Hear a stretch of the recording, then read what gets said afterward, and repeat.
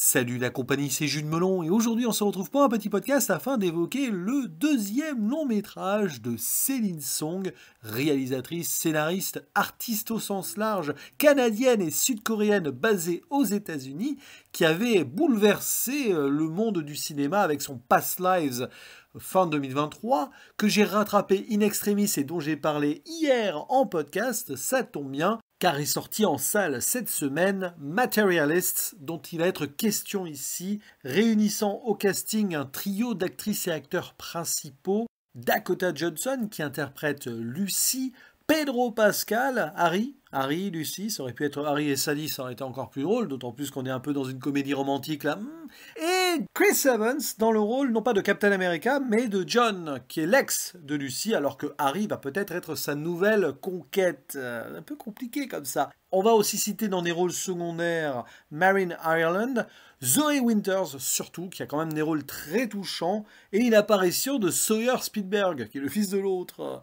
Et l'histoire se déroule à New York, comme une partie du film Past Lives, puisqu'elle y vit là-bas. Elle y met d'ailleurs en scène des pièces de théâtre. On reviendra sur ce point.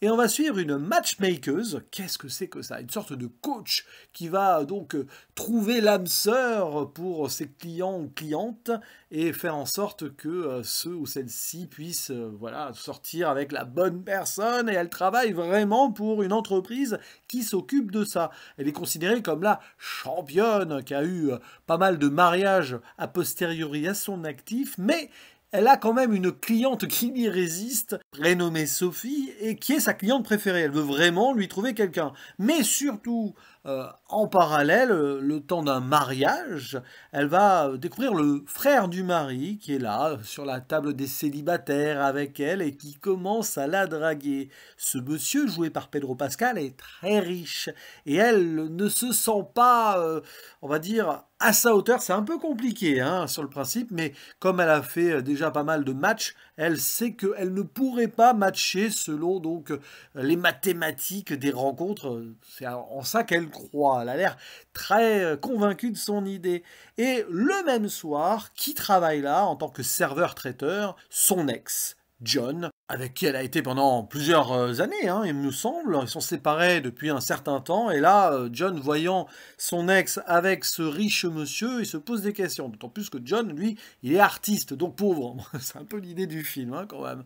Et derrière, on va suivre les méandres, les doutes, les dilemmes, les rebondissements moraux de Lucy, qui va passer de matchmaker très calculatrice à personnage vraiment humain, disons-le, qui peut laisser parler ses sensations pour véritablement laisser l'amour s'exprimer. Mais la question va être: avec qui? Soit le riche Harry, mais comme elle vient d'un milieu pauvre, elle s'en cache pas, elle pense que c'est pas possible, soit revenir vers John, qui lui correspond mieux. Mais le problème, c'est que John, il est en coloc en appartement, là, il galère dans son boulot, dans ses boulots, et c'est compliqué. Elle vaut mieux, du moins c'est ce qu'elle pense, la valeur de l'amour. Aïe aïe aïe, c'est compliqué comme thématique ça. Elle est un peu aliénée par le travail qu'elle fait en fait, et par le fait qu'elle n'ait pas pu vraiment intégrer cette histoire d'amour dans sa relation sociale avec l'ambition qu'elle avait. Bon. Et c'est un peu cringe comme thématique quand même, le titre est clair, Materialists. Et le souci de ce film, c'est que avant le dernier acte, où quand même on peut essayer de comprendre certaines choses positivement, on doute des intentions de Céline Song. C'est une œuvre qui est beaucoup moins fluide et beaucoup moins touchante, ça c'est clair, que Past Lives. Là où j'ai quand même presque versé ma petite larme, je vous renvoie à mon podcast de la veille. Ici, je n'ai pas été happé. C'est pas tout à fait le sujet que je vénère, disons-le, en termes de dimension et création artistique, ce rapport à l'argent, tout ça, ou alors il faut que ce soit vraiment bien déconstruit, assez frontalement, parce que quand même, il faut se poser les bonnes questions. Et là, tu vois les nuances, ce que je peux comprendre, c'est surtout par rapport à la psychologie de ces personnages qui sont un petit peu perdus entre leur existence sociale, leur valeur marchande, clairement, et le côté plus instinctif de l'amour.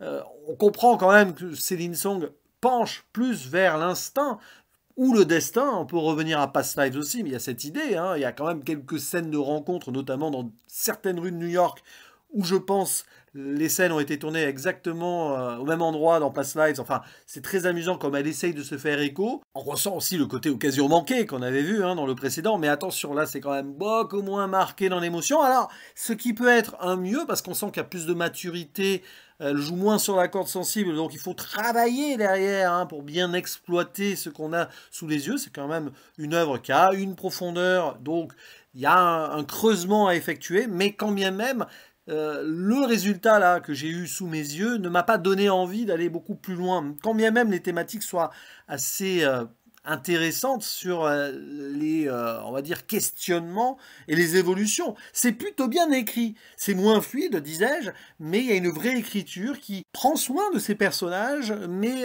sans non plus les épargner. Ce qui donne lieu à quelques scènes remarquables. Et par exemple, il y a une scène de mariage, alors celle du début, d'accord, contexte riche, une autre plus tard, où deux de nos personnages, et je dis pas lesquels pour rester vague, observent ça de loin et se posent la question de l'union.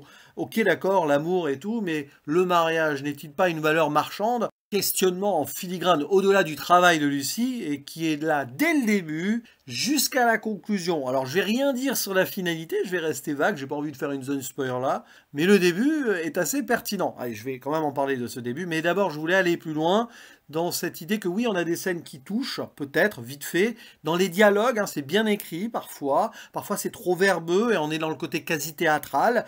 Et là, j'en reviens au domaine de prédilection de Céline Song, qui avant le cinéma a fait des pièces de théâtre. On l'a déjà ressenti dans Past Lives, elle est mariée à un écrivain. Et à un moment, il y a John, qui est donc acteur, en plus d'être serveur-traiteur, qui joue dans une pièce de Céline Song et même qui s'arrête les personnages pour parler après devant une affiche où c'est marqué.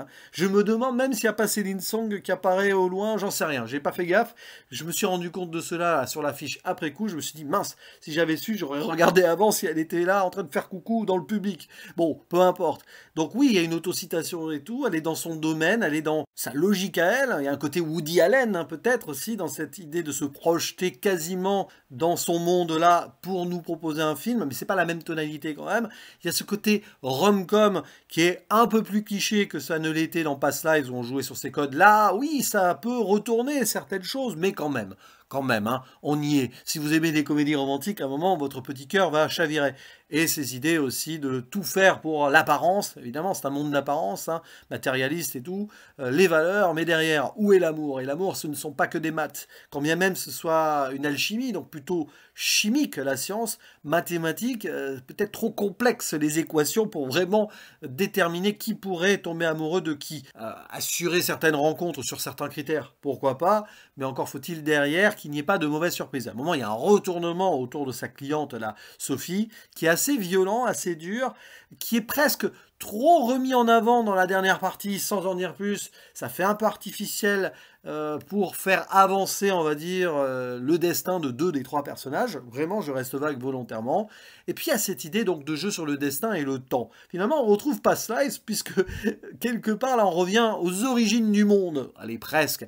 Façon Here de Robert Zemeckis, ça commence quand même sur des natifs, alors des hommes et femmes des cavernes, quelque part dans une Amérique. Il y a ce plan sur un canyon, là, très fixe, très silencieux, aucun dialogue et pour cause, où on voit l'homme demander sa compagne en épousailles pour le premier mariage de l'histoire de l'humanité, avec un petit moment d'offrande, bouquet de fleurs et tout, outils et une bague de fleurs. Et c'est ainsi que tout commence. Ça va avoir un écho sur le final, et c'est beau en soi, bien sûr, mais ça m'a amusé parce que dès le début, il y a une idée de troc pour pouvoir justifier sa valeur et épouser quelqu'un, d'accord, mais bon, c'est quand même pas pareil que l'argent et le capitalisme surfait de partout ici qui nous est présenté. Et peut-être que dans ce film, le monde moderne capitaliste est un petit peu montré de façon trop complaisante par une Céline Song qui, évidemment, est dans un milieu bourgeois, alors peut-être pas très riche, elle n'est pas du côté business et tout, plus démocrate probablement, à l'image du personnage de Chris Evans qui a voté Bernie Sanders et qui n'est pas Iron Man, non, là, pour le coup, évidemment, on rigole, mais ouais, c'est quand même un petit peu léger dans ce que ça aurait pu dire frontalement sur les choses. Et certes, il y a des nuances, de la psychologie et tout, mais j'ai pas vraiment embarqué. Les performances actrice-acteur, bah finalement, à part Zoe Winters, hein, que j'ai aimé sur 2-3 scènes avec son personnage torturé et triste, c'est pas rentré vraiment en moi. Bah, Dakota Johnson est toujours une actrice que je trouve assez moyenne, hein, autant le dire, même si elle porte quand même son personnage principal à une certaine hauteur. Pedro Pascal, ouais, bon, ok, il est là, il fait un peu le beau gosse, ok. Chris Evans, peut-être un peu à contre-emploi, mais pas tant que ça, parce qu'il a une carrière beaucoup plus riche qu'on ne le croit, c'est pas que le MCU, loin de là, mais ça reste, ouais, voilà. C'est un film que j'ai apprécié moyennement, j'ai pas passé un mauvais moment devant, parce qu'il y a des choses à analyser, c'est intéressant, mais forcément, alors, le jeu des comparaisons est terrible, puisque je l'ai vu le lendemain de ma découverte de Past Lives, eh ben, ouais, ça vivote un petit peu, c'est trop surfait, surécrit sur plein de choses, et j'avoue que arrivé au bout, certes, c'est un poil touchant sur certaines choses dans les 5 dernières minutes, oui, mais peut-être que le message manquait d'impact et d'ampleur globale. Voilà. N'hésitez pas à dire en commentaire ce que vous pensez de ce matérialiste. Est-ce que ça vous a autant marqué, voire plus, allez, pourquoi pas, hein, que Past Lives, ou si vous êtes un petit peu déçu, vous avez la parole en commentaire. Et je vous dis à la prochaine, ciao.